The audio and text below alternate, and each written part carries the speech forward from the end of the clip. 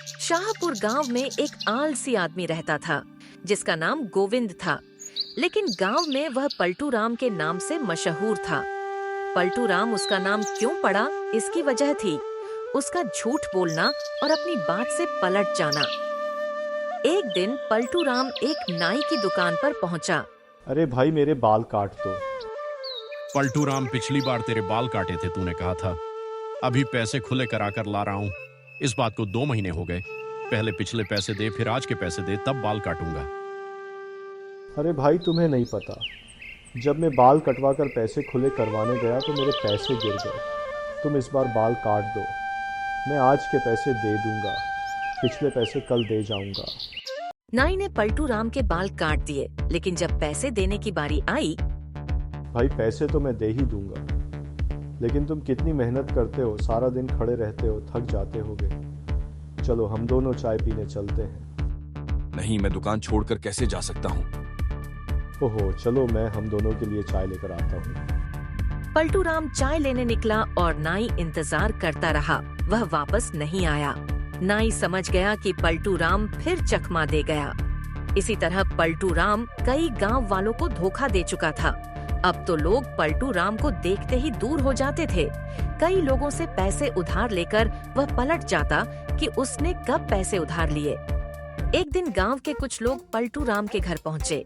घर पर पलटू राम की माँ थी।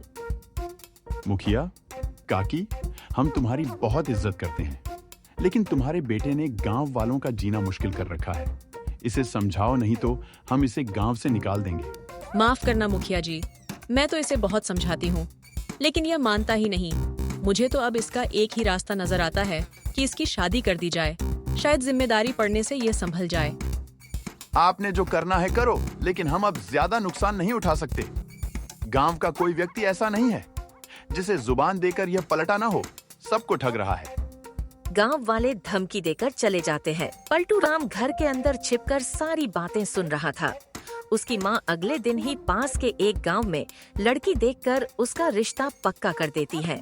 कुछ ही दिनों में पलटू राम की शादी लाजवंती से हो जाती है। सब उसे लाजो कहकर बुलाते थे।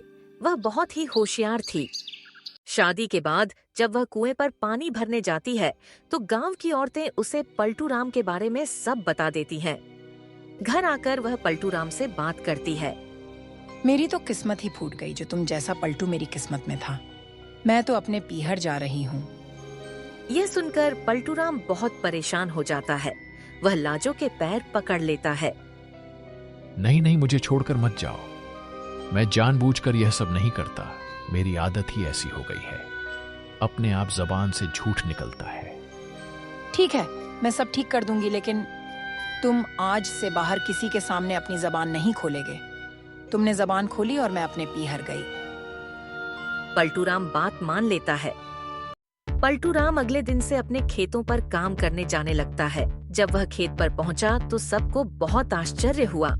क्यों बे पलटू, तू कैसे खेत पर आ गया? तू तो कभी मेहनत करता नहीं था। लेकिन पलटू ने कोई जवाब नहीं दिया। वह चुपचाप काम में लगा रहा। दोपहर को लाजो खाना लेकर आई। पलटू ने खाना खाया और फिर खेत पर काम करने लगा। शाम तक वह बहुत थक गया था। अगले दिन लाजो ने उसे घर का सामान लाने के लिए कहा। मुझे गांव वाले सामान नहीं देंगे, और फिर तुमने किसी के सामने बोलने को मना किया है। चलो मैं भी आपके साथ चलती हूँ। आप बस सामान ले लेना, दुकानदारों से बात मैं कर लूंगी। लाजो एक दुकान पर पहुंची। पलटू राम को देखते ही दुकानदार बोला, अरे तू फिर आ गया? पिछली बार घर से पैसे भिजवा दूंगा बोलकर सामान ले गया, और जब वहाँ मेरे लड़के ने पैसे मांगे तो अपनी बात से पलट गया। मैं तुझे सामान नहीं दे सकता। लाला जी, सामान मैं लेने आई हूँ। ये पकड़ो पिछले और अब के पैसे आगे से। ये जो भी सामान लेने आए चुपचाप दे देना। हम आगे से कभी उधार नहीं करेंगे। दुकानदार ने उन्हें सामान दे दिया। इसी तरह हर दिन लाजो जो भी सामान मंगाना होता उसकी पर्ची बनाकर पलटू राम को देती और पैसे देती। पलटू राम बिना कुछ बोले सामान ले आता था। धीरे धीरे गांव के लोग पलटू राम पर विश्वास करने लगे। उन्हें लगने लगा कि पलटू राम सुधर गया है।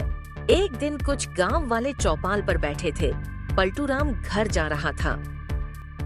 क्यों पलटू राम, तुम शादी होते ही सुधर गए? तुम्हारी माँ ठीक कहती थी। पलटू राम बिना कुछ बोले जाने लगा तो गांव वालों ने उसे रोक लिया। अब पलटू राम फंस गया। अगर वो बोला तो उसकी लाजो उसे छोड़कर चली जाएगी, अगर नहीं बोला तो गांव वाले उसे जाने नहीं देंगे। पलटू राम मुखिया को इशारे से बताने लगा कि अगर वह बोला तो लाजो चली जाएगी। फिर उसने इशारे अपना गला पकड़कर बताने की कोशिश की कि अगर लाजो चली गई तो वह फांसी लगा लेगा। मुखिया ने समझा उसकी पत्नी ने फांसी लगा ली है। गांव के सभी लोग दौड़ते हुए मुखिया के घर पहुंचे। वहां उसकी पत्नी सही सलामत थी। वे सब पलटू राम को मारने लगे। इधर लाजो को किसी ने पलटू राम की बात बता दी। वह भागते भागते मुखिया के घर पहुंची। उसने पलटू राम को छुड़ाया और सारी बात पूछी। तुम अपना मुंह खोलकर बता क्यों नहीं देते? चुपचाप मार खा रहे थे। तुमने ही तो मना किया था कि मैंने अपना मुंह खोला तो तुम पीहर चली जाऊंगी। मैं मुखिया जी को यही बता रहा था कि अगर तुम चली गईं तो मैं फांसी लगाकर मर जाऊंगा। इन्होंने समझा कि इनकी पत्नी फांसी लगाकर मर गई। यहां आकर ये सब मुझे मारने लगे, लेकिन मैंने फिर अपना मुंह नहीं खोला। अब तो तुम मुझे छोड़कर नहीं जाओगी। मुखिया जी, इन्हें मैं मौन रहने को कहा था, जिससे ये झूठ न बोले। इतने दिनों में किसी गांव वाले का कोई नुकसान नहीं हुआ, फिर भी आपने इन्हें मारा। बेटी, हमें माफ कर दो, हमसे बहुत बड़ी गलती हो गई। आज के बाद कोई इसे पलटू राम नहीं कहेगा, सब इसे गोविंद के नाम से पुकारेंगे। पलटू राम और उसकी माँ बहुत खुश थीं कि लाजो ने पलटू राम के माथे से कलंक मिटा दिया। फिर सब खुशी खुशी रहने लगे।